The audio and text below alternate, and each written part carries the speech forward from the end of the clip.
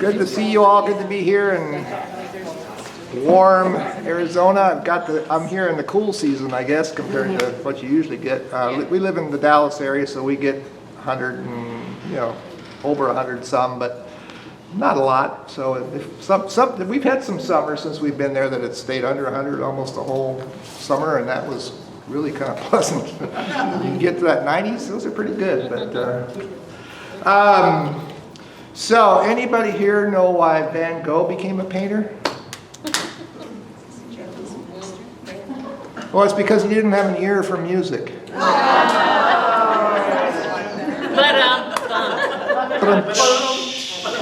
Yeah. Okay. Cindy tells me I'm supposed to be funny and stuff, and I'm not very funny, but or I'm not very humorous. Maybe I'm. Anyway. So this is going to be fun. We're going to do this is just a lady. I was talking to the portrait group, about photography, getting photos of people to paint. And there are a lot of people have different ideas about that, but generally speaking, people out in the public, they're fair game. You can paint them, you can get their photo. Some of them don't like it when you walk up to them with your iPhone right in their face, but I use a telephoto lens and stay away from them, and get people in random situations. And if they're, this is at the Arboretum in Dallas, we go to we have Fort Worth has a big stock show every year and a big parade with all the cowboys. So a lot of cowboys and people like that we get are just people in they want their photo taken anyway, so you're not infringing anything. But legally, you're okay as long as they're not you're not shooting over the wall into their backyard or something. That's kind of a legal issue. But so anyway, this is just a lady, and it's not a great image, but I like the light and the shadow. And I'm cheating a little bit because the face is very easy to do because it's almost all in shadow and there's not much going on there. Whereas, some of these ones we were working on in the class, we're talking about subtleties and all that stuff. I'm trying to get this done in about an hour, so we'll move right along. Shout out questions if you want to. I'm going to start painting and you can, I'll give you answers if I can. What about photos of children? That always comes up. Thanks, Cindy. Photos of children. If I'm ever doing photography, looking for paintings and walking around like that, and I see some kid that I really think would be a cool photo, I'll always go up and ask the parent and give them a card and say, "Here's what I'm doing, and that's why I'm." I just feel better about letting them know than just shooting photos of kids without getting some approval. Okay, the light on this is coming from the left side. I'm going to sort of try to carve out some of this. So every time I start a painting is different. I don't know always where I'm going to go. When I do the kind of the standard portrait things, I kind of have a plan where I start with one area and work my way around, but then this is a little different, and I've got to do it fast. So I'm just trying to avoid starting. That's all. So this area up here where the hat is, it's got a lot of yellow. I'm just going to start with some of that and just get some color on here.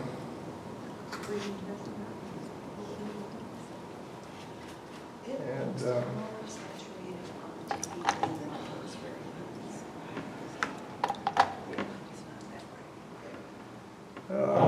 let's see. Oop. Is that better? No, Yes. not for me.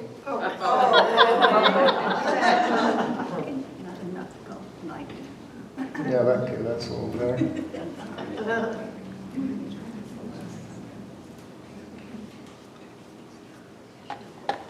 So, one of the things about watercolor is I find sometimes students don't don't always get is, you know, you got to use water. A fair amount of water, typically. I mean, there's people that do photorealism, and they probably paint with a lot more dry brush than I would. But so water is a lot of, you know, it's important to have some water, and it can be in various shapes, and then you just kind of, and then you can always wipe it up if you don't like it. You know, it's okay. What colors do you use for the flesh? What colors on the flesh? Warm tones. I'm being Go smart. deeper. I have, I'm going to, I usually just use reds, and this is some cad red, and some medium, and some raw sienna, some things like that right now.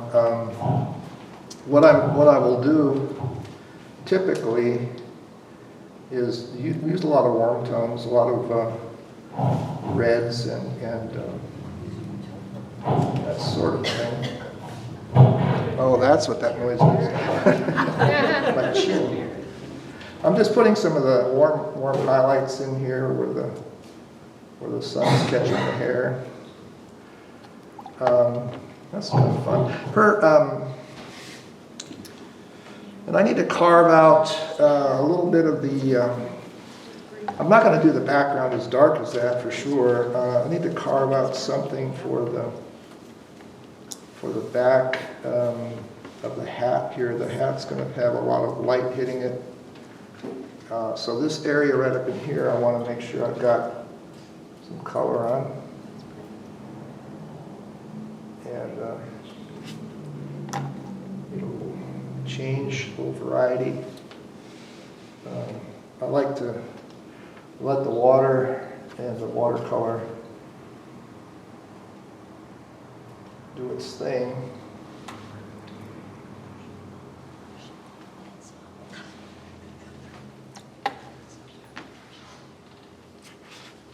Shadows underneath the hat, so it's a little bit, you know, it's not all bright under here.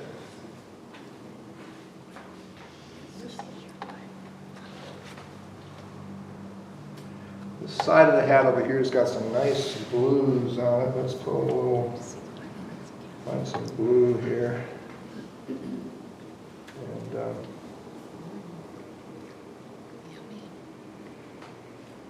we'll just go right into the background, lose that edge,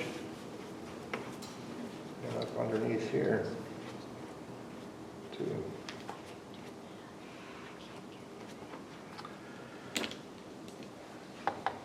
I don't know where this is going, so soften this edge a little bit. It's a nice curve there on that hat. So my other area of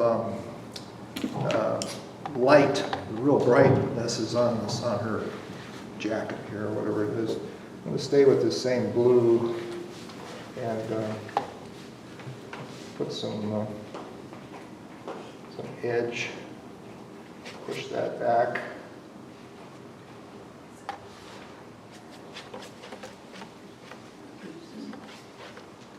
And then over here, kind of making a mess. Over here, I'm going to use some of that same blue. I pulled up cobalt and some manganese blue, just because that's the blue I saw, because I'm in a hurry.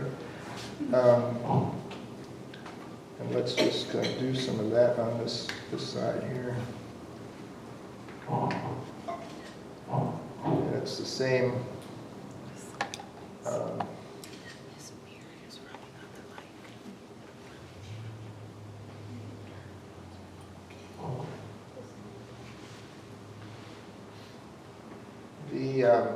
Her hand on this photo is weird. I don't know how she was holding it, but it's really strange. And I simplified it a little bit so it wouldn't bother me.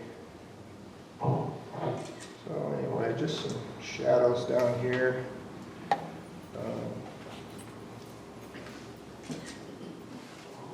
little bit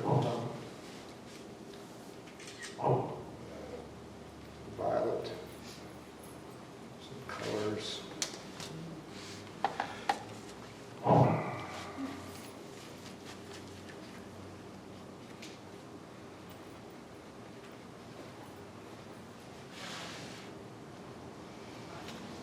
Just trying to get the big areas right now.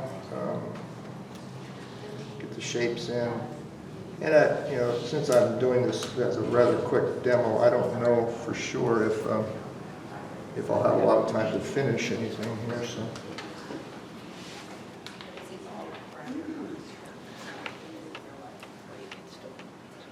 Let that just kind of melt together a little bit.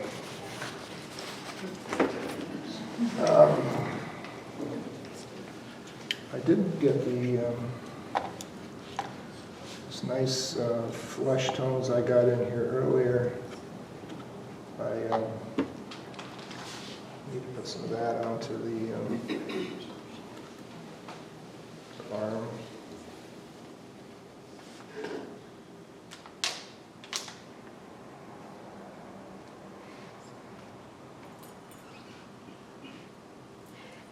I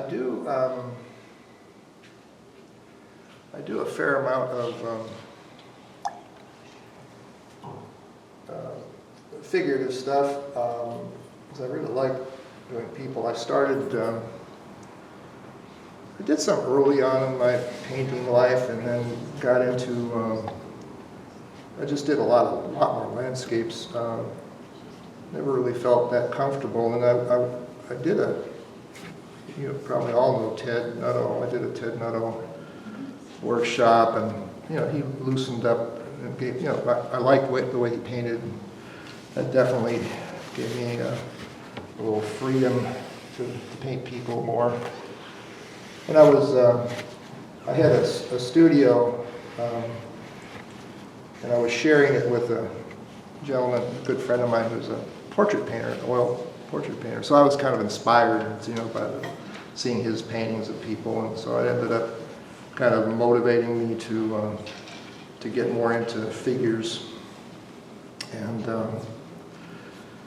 that's 10 years ago or so. So I've been doing it a while. But I kind of do a little bit of everything: landscapes, architecture. I like architecture.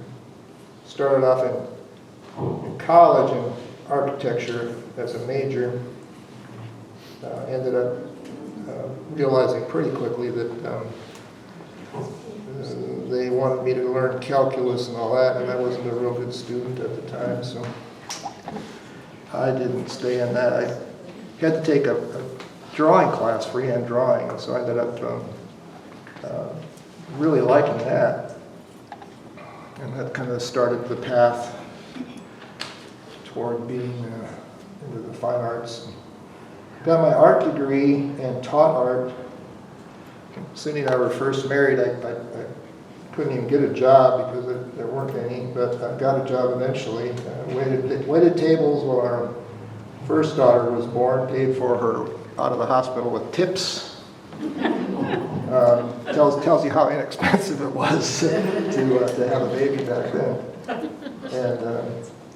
And then we finally got a teaching job, and ended up teaching in high school for a couple years, and then we moved to another town in Minnesota where I taught high school and junior high, and it was a resort town, lakes area, and we opened up a gallery, so we had a gallery and sold paintings and did all that. And then eventually we changed all that and I went and got a master's degree in visual communication in Virginia. So we moved and changed our kind of path. Let me see what this looks like on the screen.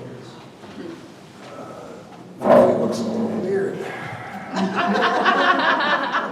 This, yeah, the colors are never quite the same when you on that screen. It's a different thing.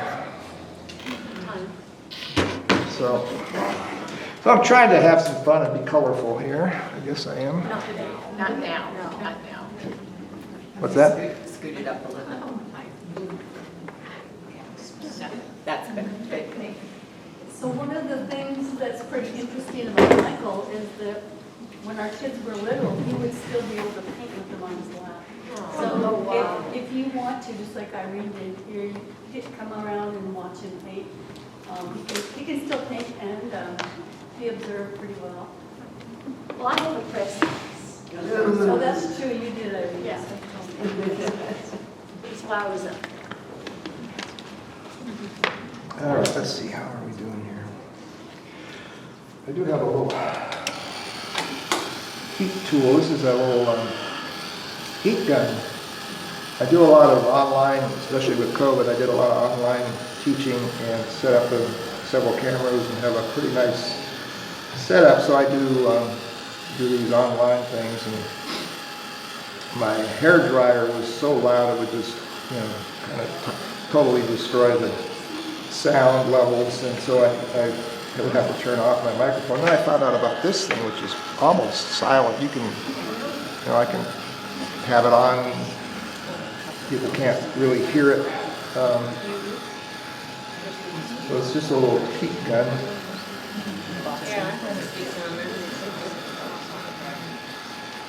It will, it'll get pretty hot, so you. Do you always paint standing up? No, I don't. I'm doing it standing up right now. I like to get up above it, but I don't have the energy anymore to stand all day. But does it help with your bigger strokes? But yeah, with the bigger stuff, it's always nice to have a little more room to, go. And when I get into details, like when I'm working on face or detail and stuff, I'm typically sitting down. At home, if I'm working on a portrait, unless I'm recording it, I'll have it up about like that, typically. Be able to get back behind, to see what's going on. Okay, all right, now I need to kind of define some things. I've got my first layer in there, some color, and we'll have to decide what we're going to do now.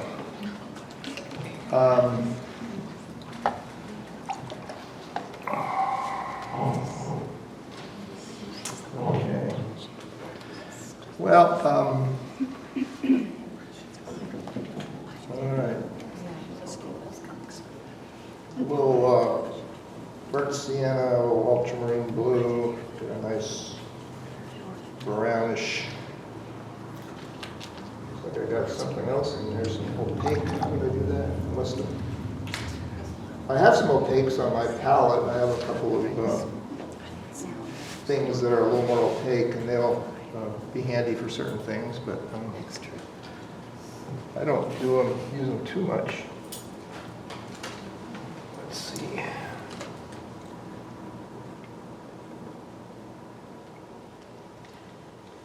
So,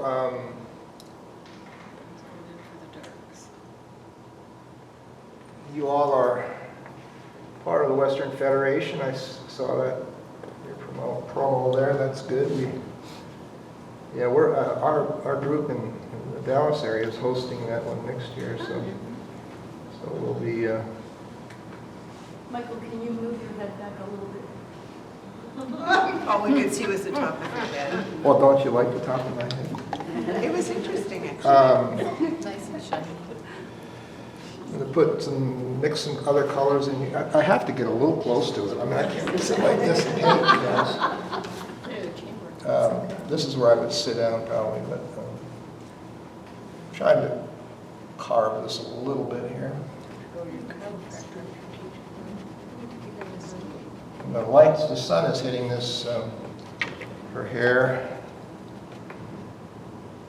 We'll lift some of that back. Soften an edge a little bit here, make that cheek curve a little bit. Make this curve underneath her chin a little bit.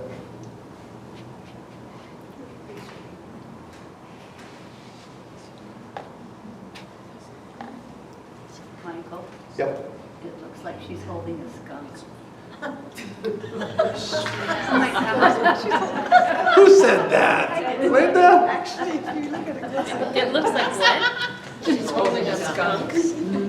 Wow. I think that's one of the most unusual comments I think I've ever heard. Well, at least you'd have a good reason if your painting stinks. Oh, just kidding. Are you losing control of this group? Yeah, I think I lost control a while Technical ago. question, what Yeah, kind of never paper do you paint on? Huh? What kind of paper do you paint on? Paper, that's a good question. This is Arches, I think. Arches 140. I usually either use Arches or quite a bit of, what is it? Sanders. No, Saunders Waterford. Oh, water. I always used to use Arches all the time, and I've tried some different things, and I found that the texture of the Saunders is very unusual. A little more mechanical, but I like the way it works.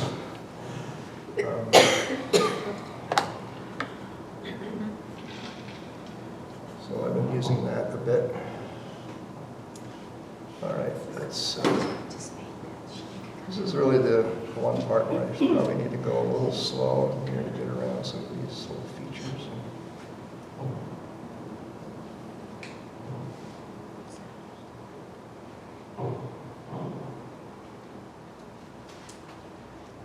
Let's see.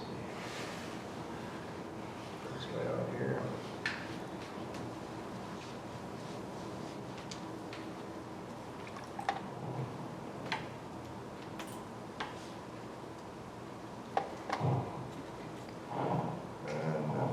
Probably go a little cooler over here, maybe add a little violet to it, actually, get it cooler. That's warm, but it's cooler, warm.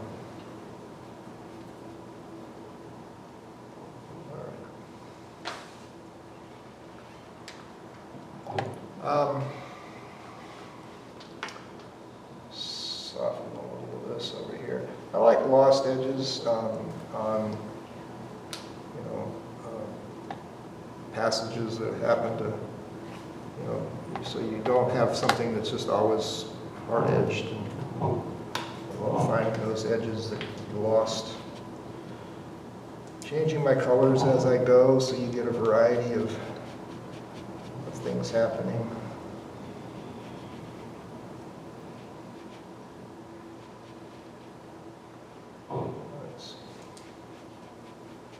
The hair on this side is much darker because of the light on his side, shadows on this side. So.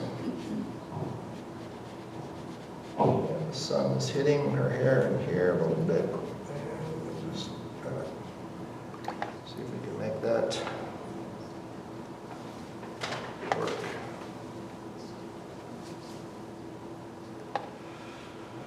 Okay.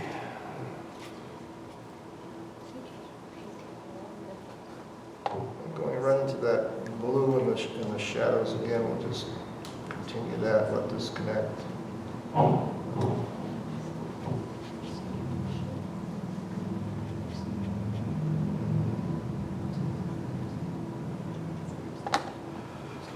Okay.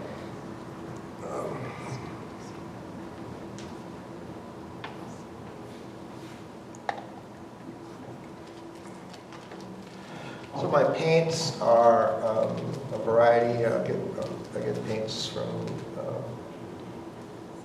Daniel Smith, so I use a lot of Daniel Smith paints. I use some M. Graham's, some Winsor Newton. I used to always use Winsor Newton when I was early on in my painting.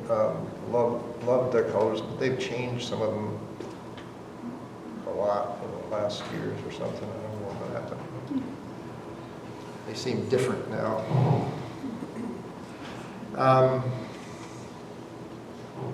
And I have variety of brushes. This is one of my favorites, the Princeton Velvet Touch Long Round. It's much longer than your other rounds. You've got a great point for doing, you can do calligraphy almost with it.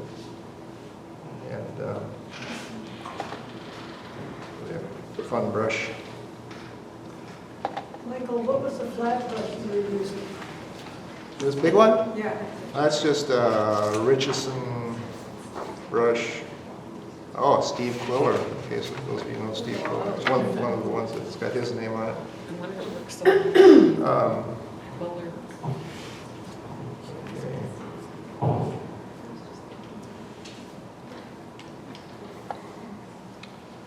Let's do, this is, there's a shadow coming across here. And make this shadow a little bit warm. And it comes off the hair here, do some shadows.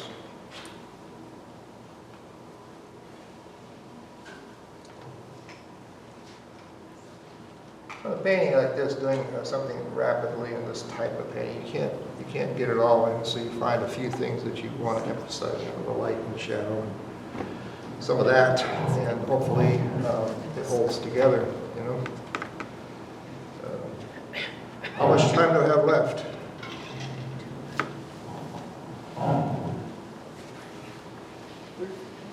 Nobody knows. It's open-ended. We have till 6, right? Yeah, we're here till 6, but you don't have to stay that long. You could get up and leave any time, Michael. Right now it's about. I think Marion lied to me then. She said it was 1 hour, and now we're talking. Marion had to go to. How much time does he have now? Oh, there she is. The door, what? Well, she's leaving, so it doesn't matter to her. Sneaking out the door. Oh, well, I say give or take. So if it goes longer, that's okay. But you might get hungry for dinner. I don't know. Yeah, I'm gonna probably run out of gas here pretty soon. Yeah. We've had a long day. So this is the shadow on his arm here, and I'll just, What is she doing with that hand? that's a good question. It looks like on the photo she's Picking. pulling at her sleeve up or something, you know, but it just looks kind of dumb. Her knuckles are all curled up, and it's kind of weird. So I'm just gonna make her fingers sort of straight, like she's touching her arm, but not. And it's not gonna be much detail here in this hand. It's just a finger there and another finger. Not much detail. Just a suggestion of something there. And then down in here, this has got a little more shadow on the side of the arm there. Now up in her face there, I should have probably initially darkened the whole face a little more, it's a little light, but we'll see. Maybe I can get by without doing that. There's going to be one thing about, well, no, I don't have to paint eyes. We have a whole lesson on eyes that we do in the workshop. This is one of the little exercises everybody's supposed to do. And of course, you know, eyes on people. It takes a while just to do that. It's a little bit of a picky little thing that's not very easy to demonstrate. I can zoom in and demonstrate it, but with this one, I don't have to paint the eyes. So when you paint sunglasses or something like that, you paint what you see. You paint shapes. In this case here, there's some blues, and there's some other colors and darks. So we'll start with some blue here just to get some color down. Maybe I should have put a little brighter, a little cobalt teal on it just to make it a little brighter. I'll just let that dry. So I'm just gonna try to get a sense of the reflections. John Yardley, anybody know John Yardley's work? British painter, Yep. really good. He, with his British accent, said, "You see a jumble, you paint a jumble." So it's like, you see, what you see, here is what you paint. You don't try to figure out, well, where are the eyes in there? Should I do paint what you see? I'm going to take a smaller one of these. I'm going to do some pretty dark stuff. We're going to try to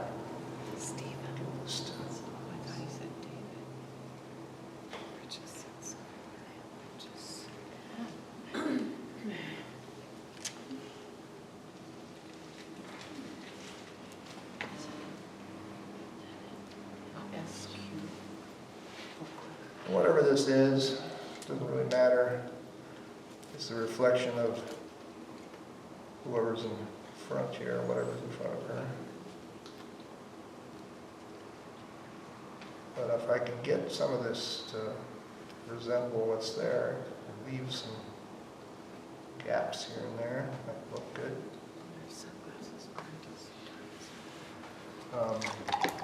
There's some warmth coming off the top up here, reflecting off of the hat. A little warmth there. Down the bottom here it's light, but it needs to be kind of softened into the dark.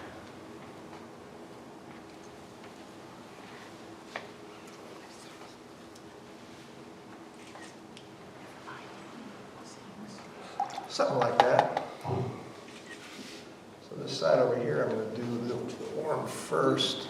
See how that works.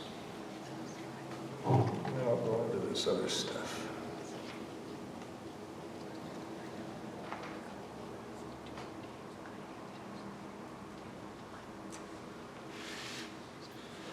Y'all pretty quiet. We're holding our breath. So, and this is light at the bottom here, much lighter than the top. So I'm going to sort of lift this back.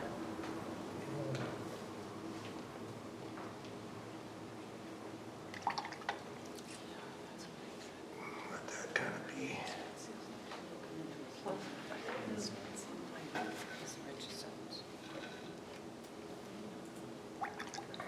That's fun. I like that. Yeah, it's great. And one thing about glasses, a lot of times when I paint, I have a couple of, one guy's got glasses there. A lot of times when I paint my portraits and I have glasses and you have your eye through and you can see the eye, but so there's different ways to treat it. A lot of times what I like to do is make sure I have lost portions of the glasses, or even though you might have, like mine, this brown ring all the way around, while some places in the shadow it might not be as visible or necessary. The light's coming from one side. On the other side, you can lose that glass. You can lose it right into the shadow and have some lost edges. That makes the glasses really interesting to me. Also, sometimes I have had somebody, and I think, well, that old guy there with the round glasses is an example. I put a glaze of a tone over it, almost like their sunglasses or like a tinted glass, and that gives a separation, because sometimes you don't see that. The glasses can be pretty clear, and it just it doesn't look like there's anything there. So it's putting a little bit of a glaze over the top. That's quite a lot there. I don't know if I glazed on hers or not. Here's where a lot of lost edges on those glasses.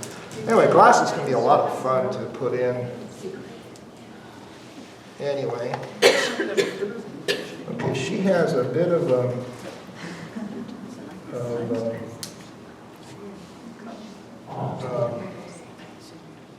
eyebrow up here above the glass here, and what I usually do with the eyebrows, we apply some value and then sort of soften some of the edges with a damp brush so you get some edges to it that are not real harsh. This side over here, this isn't quite the same. It looks like it's kind of lost up into the hat here a little bit. Now there is a line across where this, I guess these are called aviator glasses. There's a line across there and a thing on the bridge. Kind of indicate that with a little bit of tone. Now, Oh, that's cool. her face, I don't have to do a lot with her face because it's, like I said, it's there's not light and shadow really hitting it. There's a few shaded areas like right in here around the nostril. It's a little bit deeper, not much.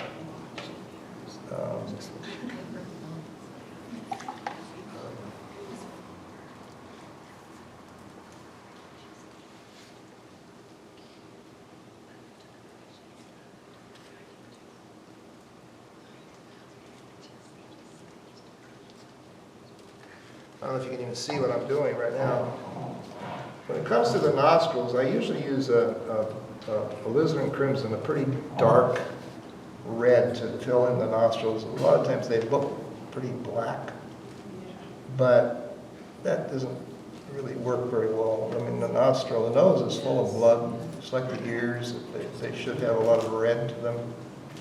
You don't want to make them look like they got a bloody nose, but you don't want them to look like they're just these black holes that go up into the head either. You want to have them show some warmth.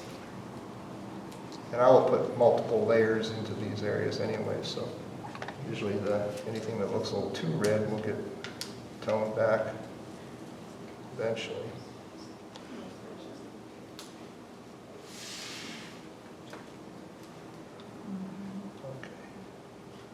Down onto the upper lip a little bit.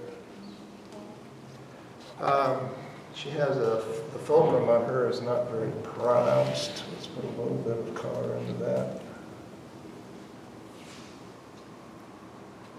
And her lips are a little bit red, but they're not very, just kind of another shade of tone in here.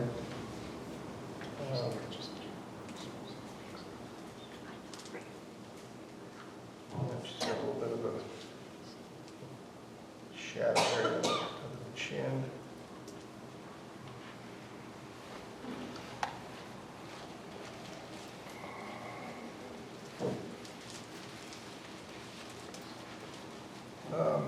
Okay. I'll put a little more of this same value on the side of the face a little bit.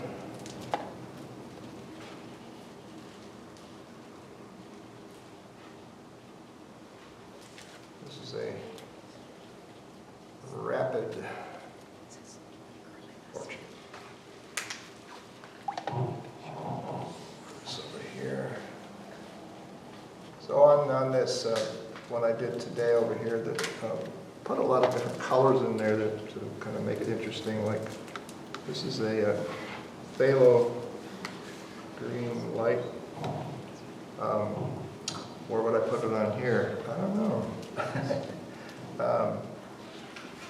Let's see what it does over in here. Will that be interesting at all, or won't it?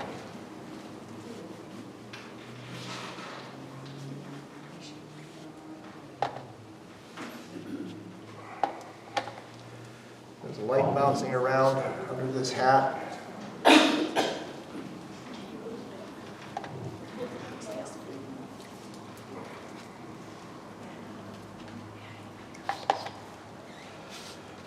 All right, that might be, let's see what happens with that. I can go in here now, put in some more detail. But let's try to get this kind of cleaned up here.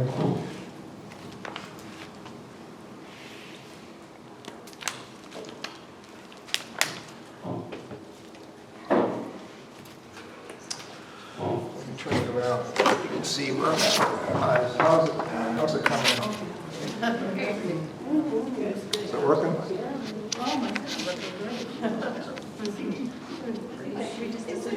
I think she's swatting a mosquito. But then That could be what it is. I do that a lot. Somebody is saying, what? That's not the same painting. I heard you say that. No, it just looks so different there than on the Oh, color. she's doing the Macarena. That's it. Maybe I'll have to call it the Macarena Dance Girl. I was thinking it was a mosquito too, isn't she from Minnesota? I'm not too worried about her hands, in that part of it. I don't want it to be odd. I think the photo is really odd, the hand. I've tried to paint this with that hand the way it is, it looks really weird. So I just made it simple. Yeah, we'll see. But I'm kind of focusing on this part, it's pretty secondary. I do like, I like some of this really well. When I squint, I've got some fun things going on. Let's see. There's one thing that we'll see if this helps or hurts. The hat here there's a shadow. The light's going through the hat here, and then here's this sort of shadow on it. I'm going to put that in. Warmer. Use some of this stew that I have here. That's a little dirty green there. Let's see. A little more. Yeah, that's a little more. That's odd blue-green, but maybe it'll be okay.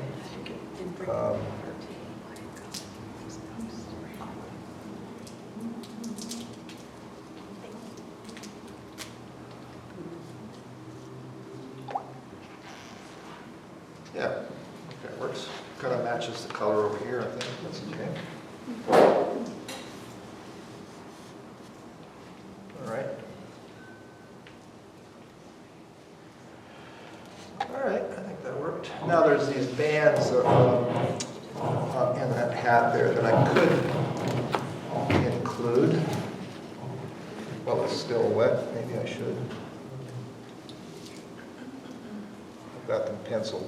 I'm not going to worry about following the pencil exactly. Just give it that indication that there's that, thing going on. So I need to, let me get a bigger flat of some sort.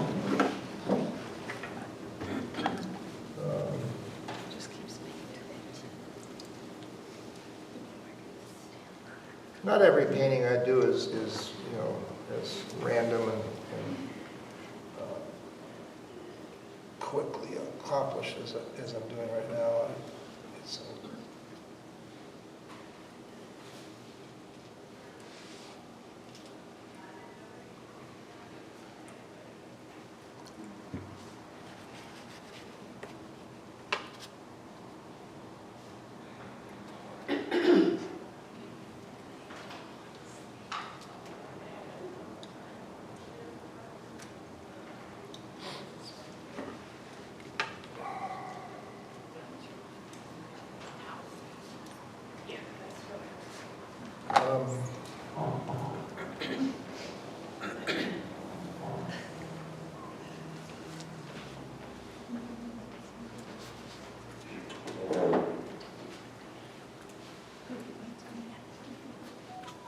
I need some other color on there.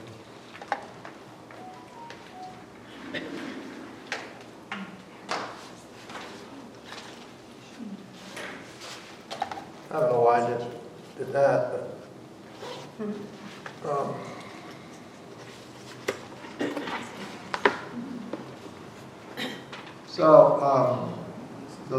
those that were in my class today will remember the hair on that girl was not going the way I wanted it to, so it turned out that it worked out good, but it was a lot of this spraying and trying to get it to go where I wanted it to go. It was kind of interesting.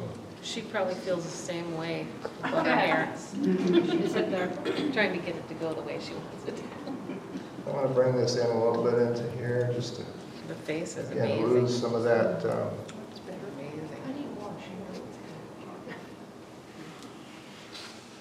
kind of like the red now that I see it. It kind Yeah. of picks up some of the colors over here into the background. It's kind of fun.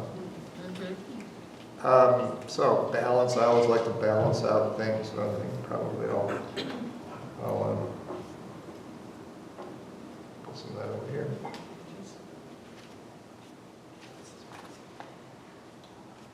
A little pinky red.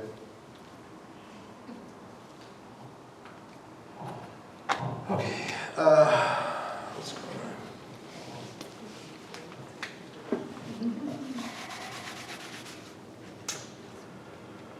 Okay.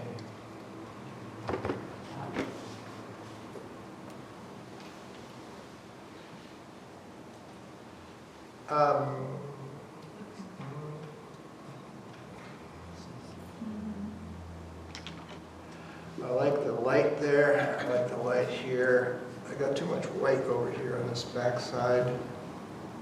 I'm just going to cover it up.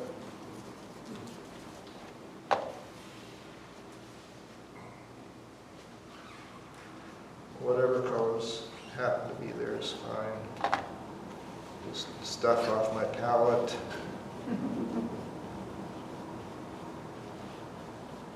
It might turn into mud, but that's okay. But one thing about mud, we talked about that in this class too, if you let the colors, let the pigments just do their own thing and run, and there'll be a less chance of it really being mud. You might get some wild grays, but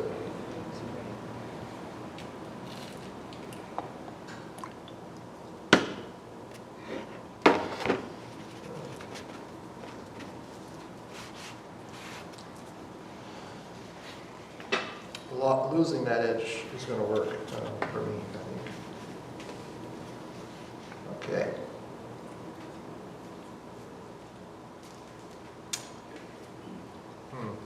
Okay. That girl reminds me of me. She needs a horse.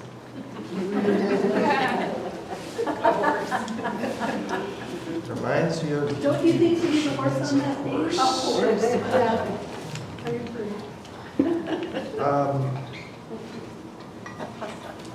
Maybe she's riding. Oh, she's riding a horse. Said yes to operate. Dancing and offering. Where does it hurt? She's signing.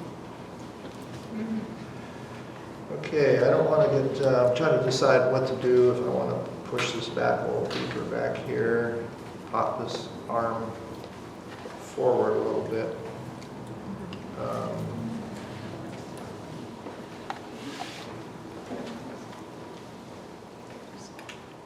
Let's see.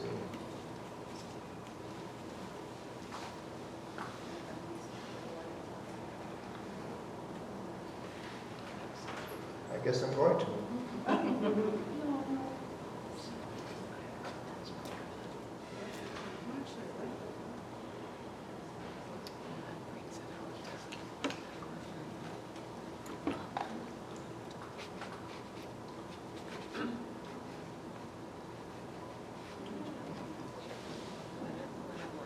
Which of those two brushes do you like best? I'm sorry? Which of those two brushes do you like best? Oh, well, they're both, this is good for little clean edges. This one's good for more textures and things. So they both have their place. Well, whatever it is.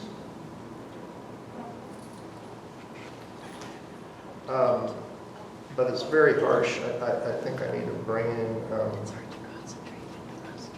something and kind of lose an edge a little bit, just so it's not so white.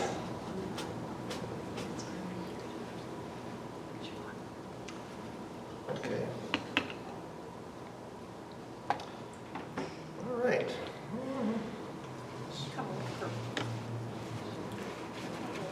All right, I'm going to, although it's running and dripping, set it up here and step back a second and look at it and, see it. I want to see what it looks like. Tap, step away from the. Yes. Yeah, right? Yes. And nobody gets hurt.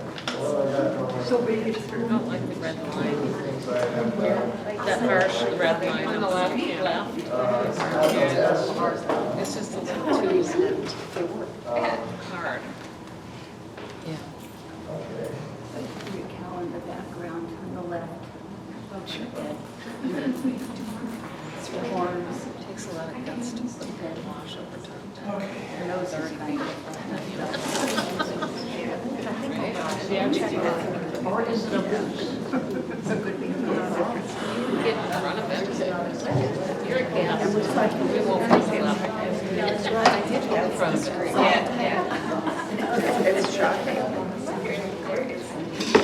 All right. Did you all see that face he just made? That's what he needs, coffee and a brownie. That's what he needs right now, coffee and a brownie, yes. There you go. You know him after all these years. I should have it down by now, 49. Good for you. Okay, I really like the glasses. A lot of I love the glasses. Yeah, the glasses. It's all about the glasses. Wow, that's a Really. focal point. That's the whole thing. Yeah, and that's kind of what I wanted to have happen, but I've got to build some stuff around it, and I've got to get this shape better over here. So when this dries, I'll be able to. I started carving this background, and then I pulled it in and made this little blotch over here. You spend a lot of money on those glasses. Yeah, those are those aviator ones that cost a bunch of money. I'm making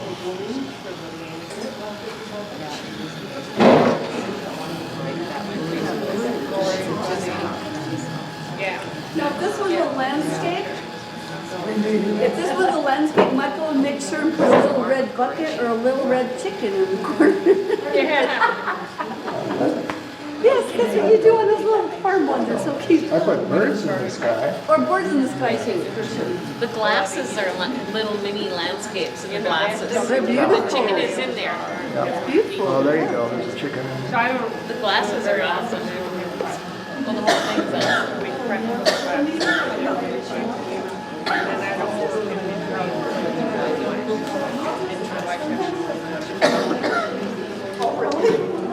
All right. Fun job. It is. I'm losing control here. Worked there 10 years. Never had anything, but yeah. I'm going to do a few more things on the face and get this a little bit more together. You can talk. Try to carve this a little bit. A lot of times when I'm really getting into a face, not so much on this one, but I like to think of it almost as a sculpture, like I'm carving, the shape in, and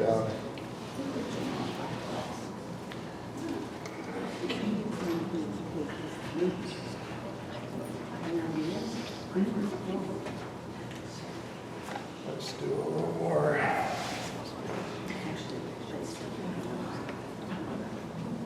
Filter needs to be a little darker.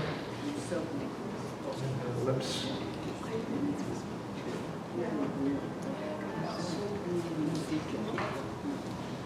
It's fun.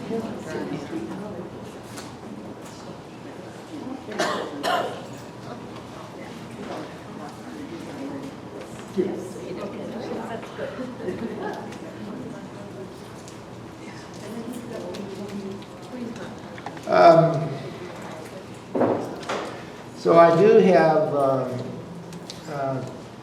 3 DVDs that Creative Catalyst has been so gracious as to publish for me, and got a few of them left over there. 1 on portraits, 2 on landscape, and yeah, the paintings are all for sale. Just saying. Cindy will help us, right? Yeah, I absolutely. will, I'll make it. We'd love to not have to carry them all home again. Oh, we got your head again. And I've been been blessed to do a lot of different things in the last few years. Cindy and I were able to go to China on a painting trip with, I guess Ron Stoke, you all know, who's here. He was with us, and Andy Evanson. And we went 3 different places in China, had a great time. That was before COVID hit China, or hit us and China. We were supposed to go back, but it kind of turned out that, well, nobody really wanted to go over there. Well, they didn't. We probably wouldn't have gotten out of there. They didn't let people move once you got in. And Can you pull your head back just a little bit?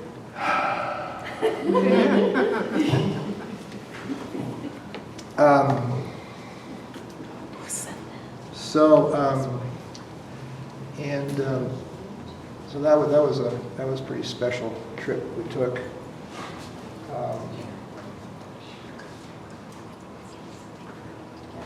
I'm going to be judging the Transparent Watercolor Society show this year. It's a big one. So Michael, when you're painting, or when somebody's painting to a Transparent Watercolor Society, can you use paints that are semi-opaque at all, or do they have to be completely transparent? No, you can't. It really has to be, it really can't be like I've got some opaque, some white. Well, like Jean Brion, that's a no-no, but I'm talking about like the new Gamboge as a... Yeah, no, that's fine. For instance, I mentioned in the thing earlier, Lauren McCracken, who has that McCracken black, which is made up of all these colors. It's black when you put it on. His back of his paintings are black. Well, he said they even asked him about his transparent and all that stuff, and he purposely puts layers down and then puts that on it. So light does go through it. It's not. It's visually looks black, but it's transparent. Okay.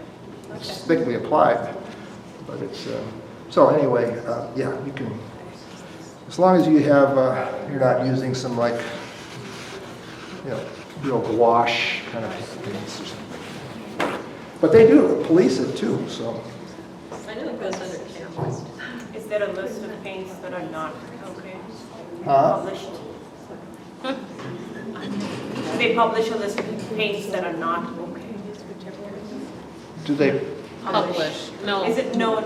Okay. No. There is no list of Just no prohibited? Okay. Just trans. The different pigments, I'm not a real specialist on all these pigments, things, but some people get into it a lot, and there's, some of them are more opaque, or more transparent than others. Some of them are semi-transparent, some of them are. So Don Andrews does this funny thing where he takes Aurelian, which is as transparent as you can get, and he'll put it on really thin. He goes, that's transparent. Then he'll take a palette knife, and he'll take all the Aurelian out of his palette, just a big glob, and he'll put it down, and he goes, now it's not transparent. Okay. Now it's opaque. That's what I was thinking, then you could Probably. Oh, funny. Yeah, that didn't look good. There, now it's darker. Nice. I was just trying to get this to do something, and I don't like what happened, so.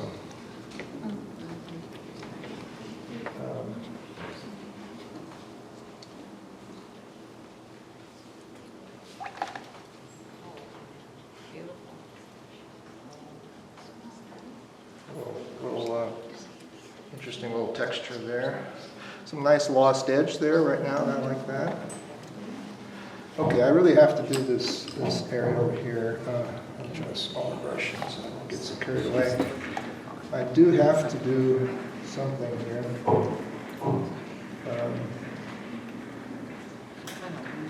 Do you have a rule of thumb for when to lose or have lost edges? When it hits the same value, or what is it? Good question.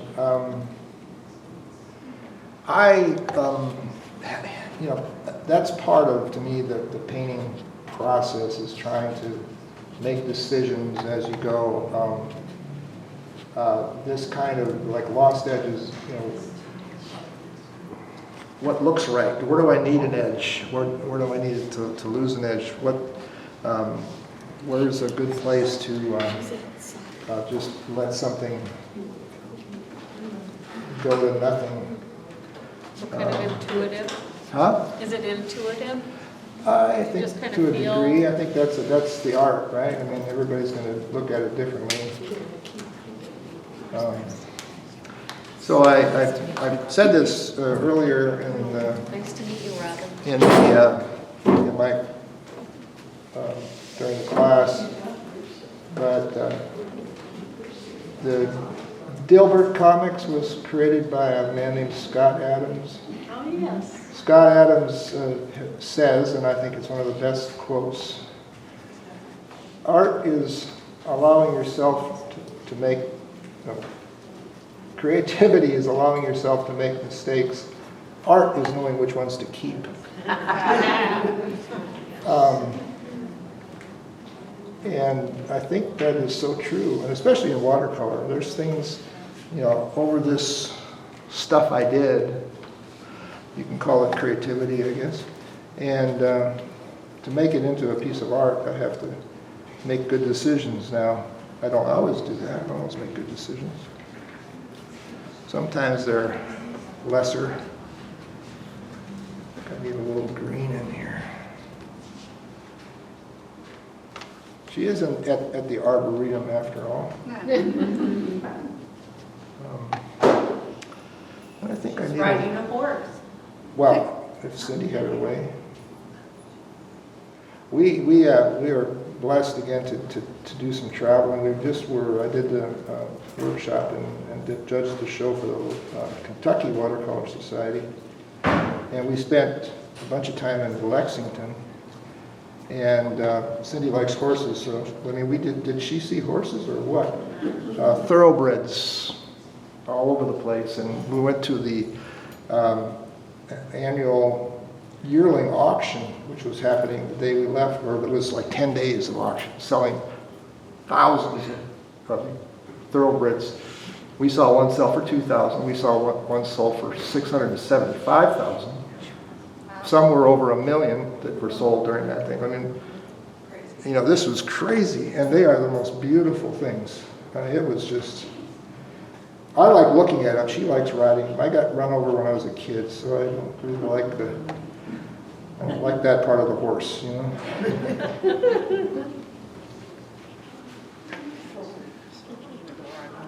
All right, we're just trying to carve some, push and pull, bring some things out, make some things lost, make some things found. Don't really like this edge over here.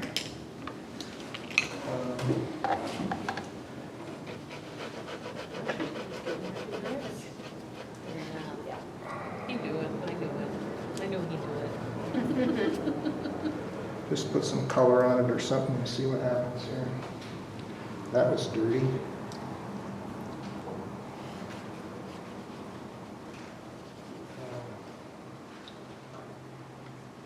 Yeah, I don't like that. Let's try some of this green again. Let's just see What is that green? It's a phthalo, what is it? Phthalo? Yellow, green. Yellow. Oh, Phthalo yellow green. wow, Oh, I've yellow never green. seen it before. Yeah. I like it. I just started using it recently and it's just fun. You weren't using it this summer. Nope. Where'd you send this? I'm watching Chairman Green, after all, she is outside. and Kitty Okay. I'm just having fun now. and Jury. Let's see. That's kind of crazy. Now she's at the Arboretum.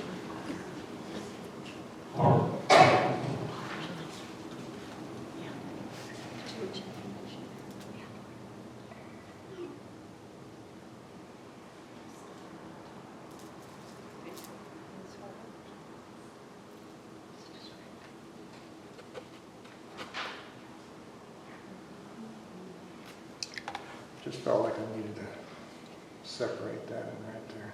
Can I ask about a color that's on your list? Yep.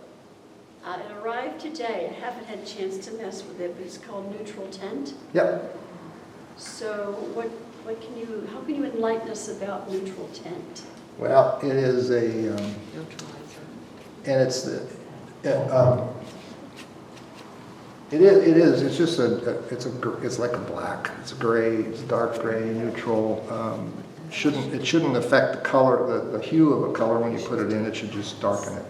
So it's useful for just getting something much darker than what you have someplace else. And it's different brands now. The M. Graham neutral tint has a thinned out, has kind of a violet. So I don't like the M. Graham brand. I like the Daniel Smith better. Okay, I'm gonna then I gotta wrap this up, or we'll be here all night.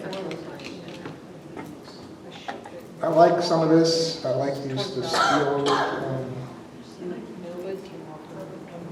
I haven't used any neutral tint on this. I would if I wanted to really push something dark, I would somewhere or another maybe. Kind of like the, kind of like having a little bit of stronger value on this side over here.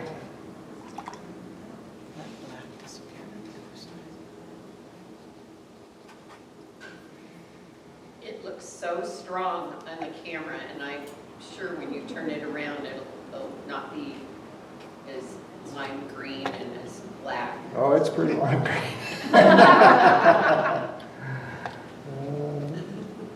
That green got a little, over here it's quite strong. Yeah, I might. The camera just, Who got rid of your red? Cameras do make things a little odd. I mean, I try really hard when I do my workshops online and stuff. I'm always trying to get the colors right, and it's hard to do. Okay. Lost edges.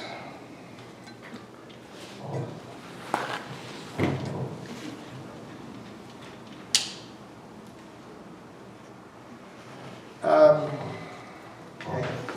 So she's wearing a little bit of turquoise here. Or something. She's got a headband up here that's some color. I'll just use the turquoise I have on my brush.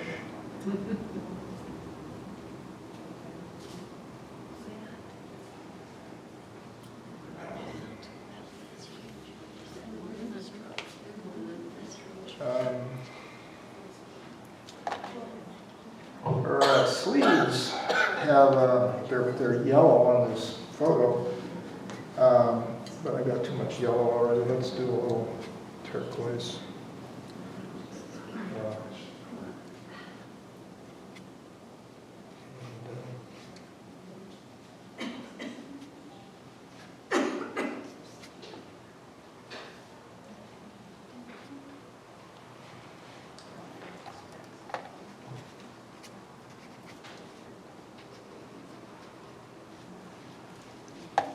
There are some shadows under here that I didn't get in that I could probably do.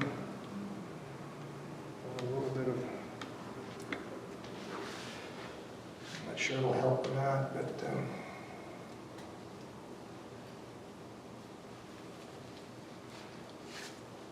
it's like a shadow coming off of her hair, around here.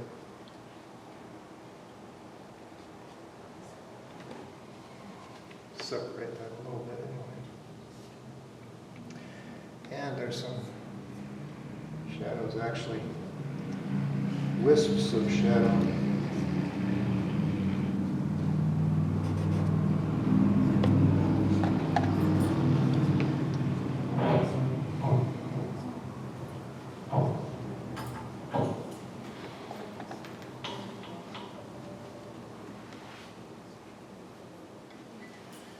This shadow changes from cool to warm right in here. It's reflecting the red, orange of her skin down onto this area of the shadow.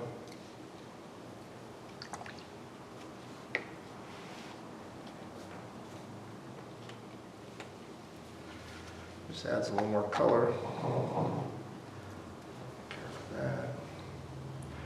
This is a little bit messy, but it's been fun.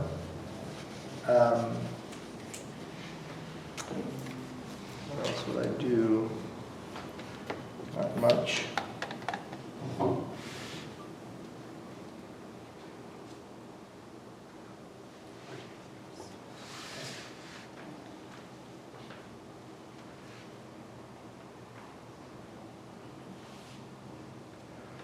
That mouth a little bit stronger.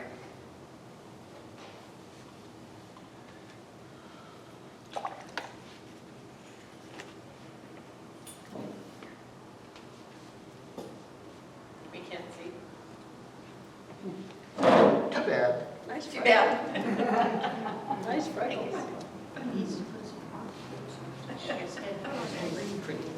get this. Let's see.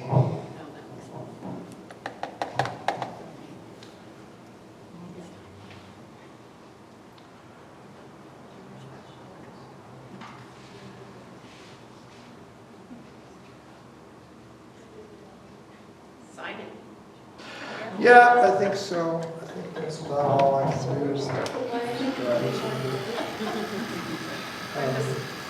I'm going through his steps going, okay, gems, jewels, and we've already got them.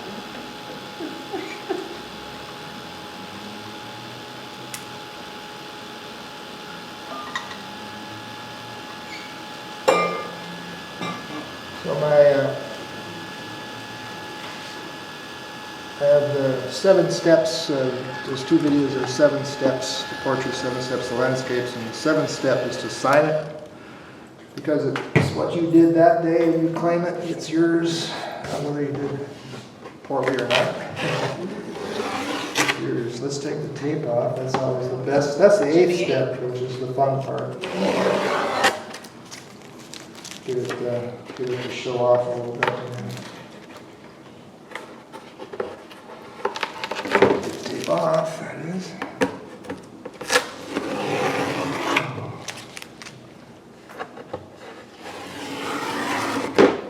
Okay. Turn it around and see what you think here. There's